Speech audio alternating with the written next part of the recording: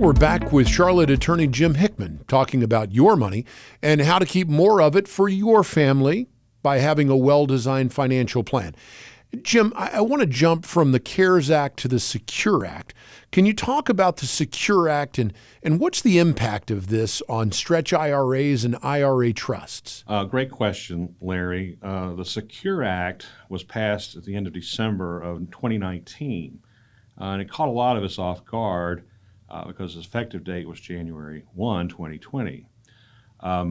What it essentially did was abolish an estate planning technique that for the past 30 years has been one of the most prevalent and widely used techniques, and it's the stretch IRA, where you would name an IRA beneficiary, perhaps someone very young in your family, to be the beneficiary at the IRA owner's death, and that beneficiary, upon the death of the primary owner, would inherit the IRA and could then stretch that IRA out over their life expectancy, taking just very small distributions. And by the time they were retirement age, they'd have a fairly nice little nest egg. But now that's changed. Yes, Larry, it has. They've put a noose around the neck of the stretch IRA, and now you can no longer leave it to a young beneficiary with the same expectations that you're going to be able to stretch that over that beneficiary's lifetime.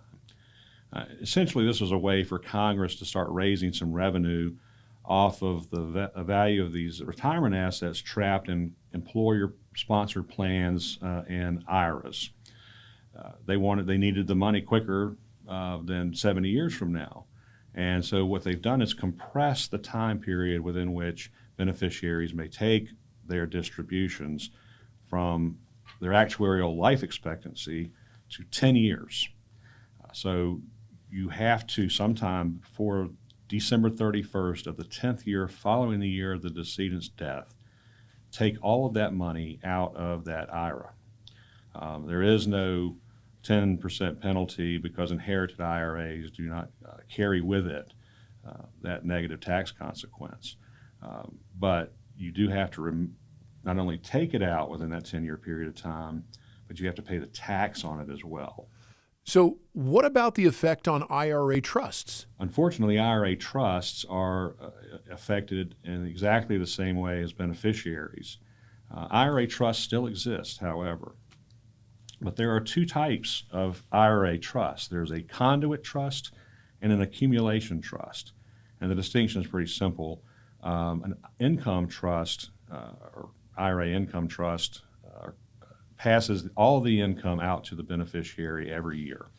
And usually what you would take out is your required minimum distribution based on the beneficiary's life expectancy if the trust was drafted properly.